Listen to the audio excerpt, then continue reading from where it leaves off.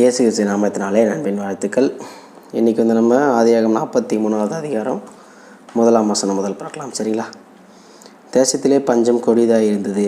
எகிப்திலிருந்து அவர்கள் கொண்டு வந்த தானியம் செலவழிந்த போது அவர்கள் தகப்பன் அவர்களை நோக்கி, நீங்கள் திரும்ப போய் நமக்கு கொஞ்சம் தானியம் வாங்கி கொண்டு வாருங்கள் என்றான். அதற்கு யூதா, உங்கள் சகோதரன் உங்களோடே கூட வராவிட்டால் நீங்கள் என் முகத்தை காண்பதில்லை என்று அந்த மனிதன் எங்களுக்கு சத்தியமாய் சொன்னான்.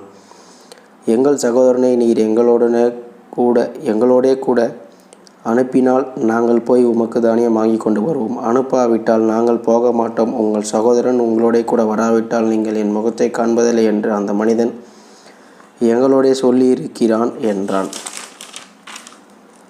அதற்கு இஸ்ரவேல், உங்களுக்கு இன்னும் ஒரு சகோதரன் உண்டென்று நீங்கள் அந்த மனிதனுக்கு சொல்லி ஏன் எனக்கு இந்த துன்பத்தை வருவித்தீர்கள் என்றான்.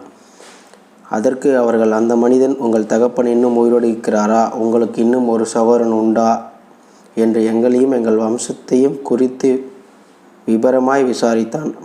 அந்த கேள்விகளுக்கு தக்கதாக உள்ளபடி அவனுக்கு சொன்னோம். உங்கள் சகோதரனை உங்களோடு கூட இங்கே கொண்டு வாருங்கள் என்று அவன் சொல்லுவான் என்பதை நாங்கள்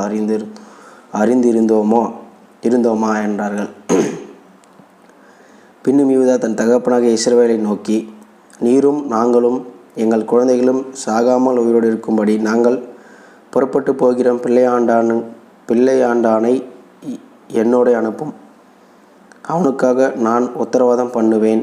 அவனை என்னிடத்தில் கேளும். நான் அவனை உம்மிடத்தில் கொண்டு வந்து உமக்கு முன்பாக நிறுத்தாமற் போனால் என்னாலும் அந்த குற்றம் என்மேல் இருப்பதாக. நாங்கள் தாமதியாதிருந்தோமானால் இதற்குள்ளே 2ஆம் தரம் போய் திரும்பி வந்திருப்போமே என்றான். அதாவது வாங்கிட்டு வந்த தானியம் தீர்ந்து போச்சு, திரும்ப போயிட்டு வாங்கிட்டு வாங்கன்னு சொல்கிறார். அதற்கு என்ன சொல்கிறாங்கன்னா, யூதா இன்னும் உன்னுடைய சகோதரனை கூப்பிட்டு வந்தால் தான் மறுபடியும் தானியம் தருவேன், என்னை பார்க்கவே முடியும் அப்படின்னு சொல்லிட்டாங்கன்னு சொல்கிறாரு. அதற்கு மன கஷ்டப்பட்டு, ஏன் சொன்னீங்க அவர்கிட்ட அப்படின்னு கேட்டதுக்கு தெளிவாக கேட்டார். தெளிவாக சொன்னோம், மறைக்க முடியல அப்படின்னு சொல்கிறாங்க. நீங்கள் என்கிட்ட ஒப்பு கொடுங்க, நான் அவருக்கு பொறுப்பு அப்படின்னு சொல்லிட்டு யூதா சொல்கிறார். என்னோட தம்பிக்கு நான் பொறுப்பு அப்படின்னு சொல்கிறார். இவ்வளோ நேரம் நான் பேசிகிட்டு இருக்காமல் இருந்திருந்தோம்னா இன்னும் சீக்கிரம் போயிட்டு இன்னொரு டைம் வாங்கிட்டு வந்துட்டுருக்கலாம் தானியத்தை அப்படின்றத சொல்கிறார். சரிங்களா? இதற்கு பிறகு என்ன நடந்தது அப்படின்றத நம்ம நாளைக்கு வீடியோ பார்க்கலாம். கர்த்தர் உங்களை ஆசீர்வதிப்பாராக. ஆமென்.